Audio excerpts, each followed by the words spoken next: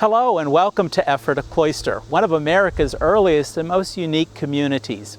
It was back in the year 1732, the same year George Washington was born, that a man named Conrad Beissel came to this space.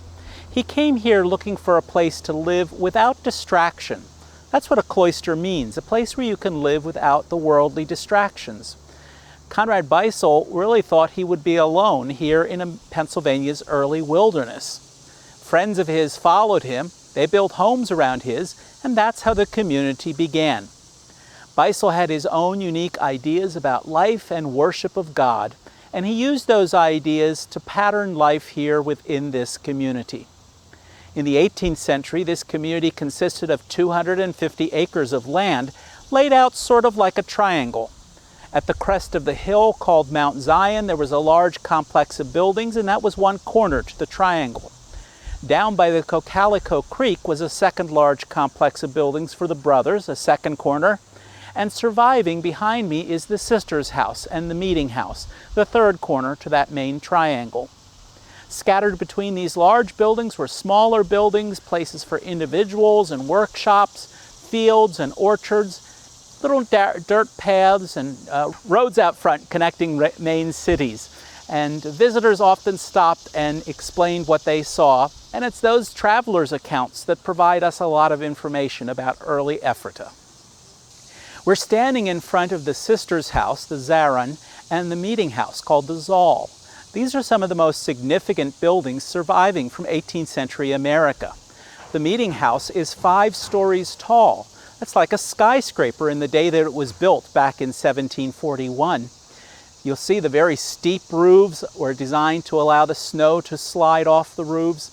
The roofs are so steep that several levels of living space can be put underneath the roof. That's why we've got those dormer windows popping up, to get light onto those upper levels. The chimneys are all located to the center of the buildings to allow heat to circulate around inside. The windows and the doors are all small to keep out the cold and keep the warm in. The window placement looks very irregular, but it's really designed to allow light to come in the spaces where the light is needed on the inside of the house. All of this is features of the German architecture. The Germans who built these houses brought their ideas with them, so it's not surprising to find this very significant style of architecture here in colonial America. Underneath the siding, the sisters' house is a giant log cabin, but if we peeled the siding off the meeting house, we'd find it's built of a German technique called Fachwerk. In English, we say half timber. A big wooden frame is put up, and all the spaces in the frame are filled with stone and mud.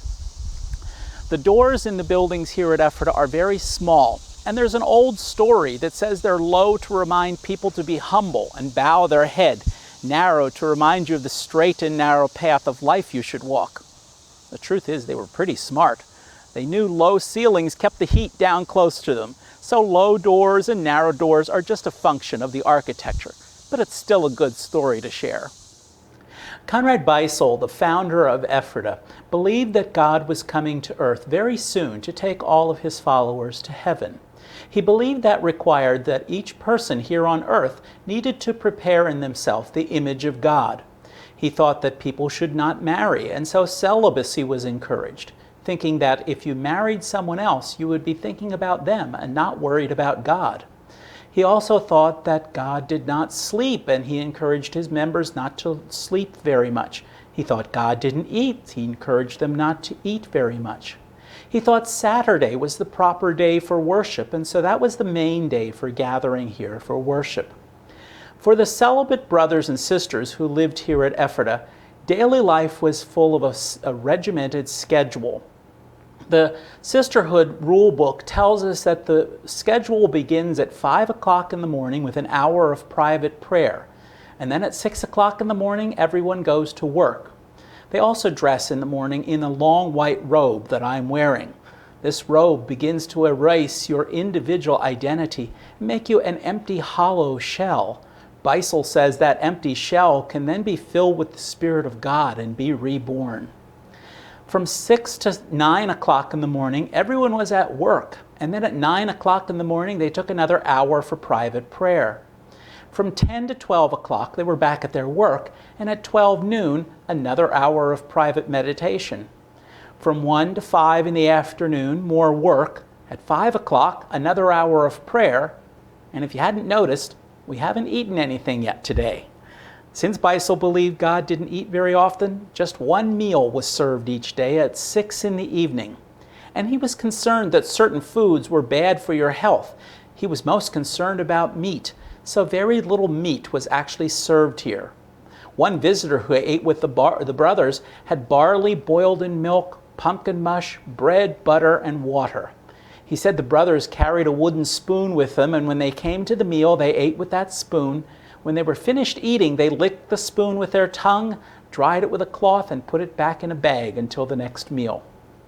Following the meal at 7 o'clock, everyone went to school. There were two kinds of schools here. One taught you to sing the music that was written here. If you don't have much musical talent, I include myself in that group, well then you were sent to the writing school to learn the German penmanship called Frakturschriften, or fractured writing. The schools lasted from 7 to 9 each evening, and then at 9 o'clock you went to your own private bedroom. You were allowed to sleep until midnight, but at 12 midnight there's a 2-hour worship service, the watch night service. Scripture says Christ may return like a thief in the night, and Beisel wanted everyone awake and ready to meet God. If the second coming didn't occur by 2 in the morning, well then you could go back to bed till 5 in the morning when the day started all over again. And since Beisel thought God may come at any hour, he wanted you always to be prepared. For that reason, your bed here in the cloister is a wooden bench, and a block of wood serves as your pillow. Now, if any of you are thinking of joining, you probably want to know what your work is going to be. For the brothers, they're taking care of the fields and the orchards. They operate several mills, a sawmill, a paper mill, a grain mill, an oil mill. They also operate one of the first German language printing presses here in Pennsylvania. They produced the largest book printed in America before the Revolutionary War, a book called The Martyr's Mirror, a history of early Christian martyrs. That book was produced for the Mennonites in Pennsylvania. For the sisters, they were spending the day cooking, cleaning, sewing, doing copying of music, making candles and baskets. But in the brother's house and in the sister's house, members were responsible for their own cooking, sewing, and mending. So that means men, you were doing your own cooking and sewing as well as the sisters. Each of the 3 floors in this building is laid out in the same fashion. There's a kitchen in the center of each level. On each side of the kitchen is a large workroom, and surrounding the workrooms are individual bedrooms. Everyone had their own private bedroom with that wooden bench for a bed and a block of wood for a pillow. Just off of the kitchen is also a small dining room for the sisters who lived on this floor. This same pattern of living and workspace was arranged on the other 2 floors above us. We're now in one of the workrooms in the sisters' house. This is the area where they may have spun thread, did some sewing and mending. Just off of the workroom are 3 of the bedrooms. In one of the bedrooms you'll find a normal-looking bed, much different than that wooden bench that the brothers and sisters slept on. Visitors were always welcome here at Ephrata, and they were given a nice soft bed to sleep on and a meal. All of that was free. It was part of the charity that was done by this community. The brothers and sisters at Ephrata Cloister were well known for their German penmanship called Frakturschriften. This was a very fancy style of writing, and translated literally it means broken writing because the letters are made up of several different pieces. They used the Frakturschriften to create large posters for the walls. Many of these were poems or Bible verses. They also used the Frakturschriften to ornament their music books and filled the music books with drawings of flowers and birds. They had a printing press and they could print the musical words for their songs on the press, but they didn't have the technology to print the musical notes. So the music notes had to be drawn in a separate book. When you sang here at Ephrata, you had 2 books, one drawn by hand, one printed on the press, and you had to look back and forth between the 2 books to sing. I suspect they probably memorized the tune and looked at the words, since a typical Ephrata hymn has about 8 or 10, maybe 12 verses to it. We're now in the meeting house, or the Saal, a German word meaning hall or gathering space. In the background, you're hearing a recording of the Ephrata Cloister Chorus, our modern volunteer chorus that is formed to recreate the music that was written here at Ephrata back in the 1800s. This music was very unique, and visitors who heard the original brothers and sisters said the sound was something they had never heard before. Instruments were not permitted because Conrad Beissel said, God provided you with an instrument in your voice, so you need nothing more than that. But you were required to follow a very strict diet if you were a singer. You were not allowed milk, butter, eggs, honey, cheese, or meat, because he thought that was all bad for your singing voice. The songs lasted about 15 to 20 minutes each when they were sung. One visitor said that it was so heavenly sounding, and supposedly one of the brothers said the angels who sang at the birth of Christ made use of our rules for music. In meeting houses such as this here at Ephrata Cloister, the main Saturday services were held. During the services, they read the scriptures, they had sermons, and of course they would include music. Periodically throughout the year, they would also bring tables here into the room to celebrate a fellowship meal called Love Feast. Love Feast was an opportunity to share a Christian meal of fellowship, usually a meat-based meal with lamb stew. They would wash one another's feet as a sign of humility and share communion with bread and wine. There was no special time to hold the Love Feast. It was held when it was requested. Many times it was used as a welcoming gesture when new members joined the congregation. Sometimes it was held when there was a dispute within the community to solve differences between members. It was also held as a memorial service when someone died, and we know that a memorial love feast was held after the death of Conrad Beissel in 1768. In this room, we hold many of our special programs, including special Christmas programs. Christmas at the Cloister is a very popular program that combines modern Christmas music and Christmas carols with scripture reading of the Christmas story. And that's a very limited attendance program, but tickets are always very popular.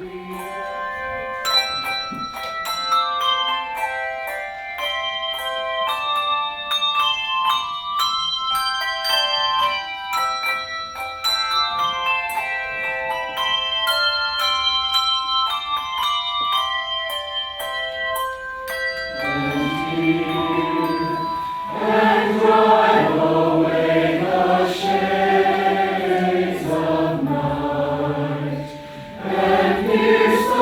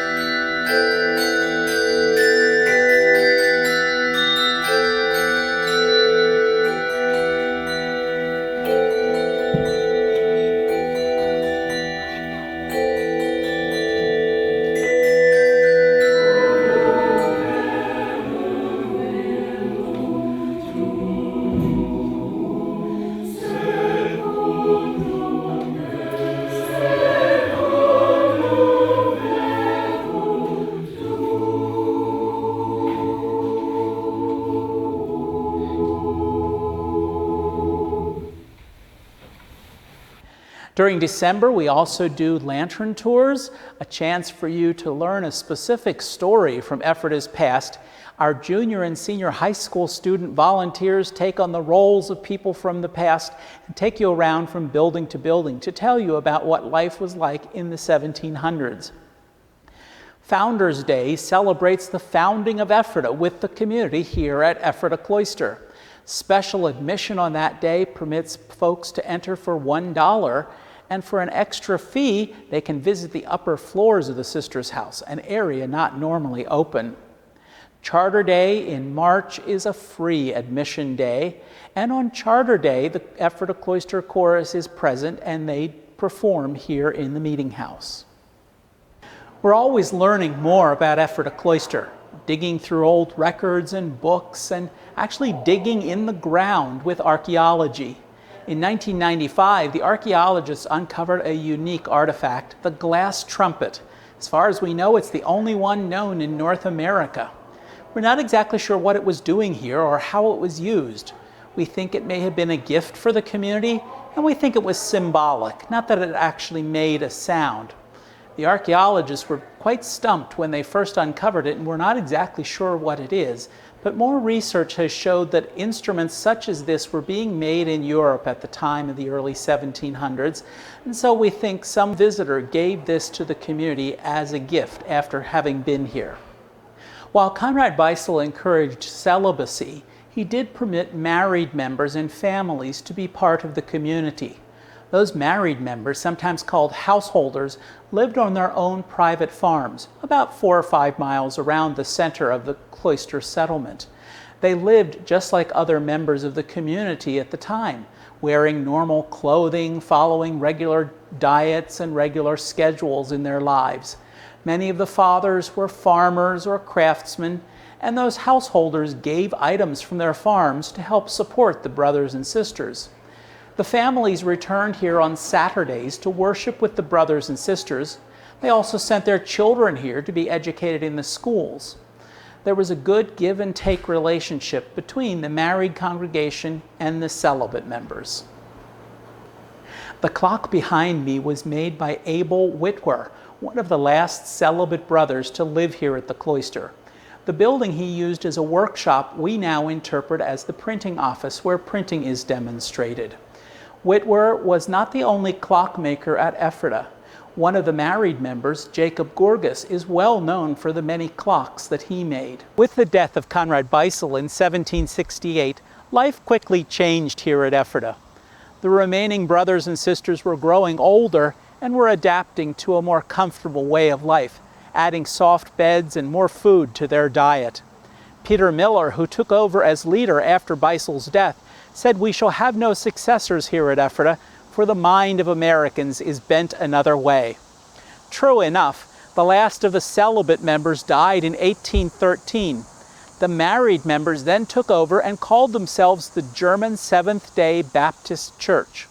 They continued to live in these buildings and worship here until 1934. At that time, there were only 11 members left, and the church was closed.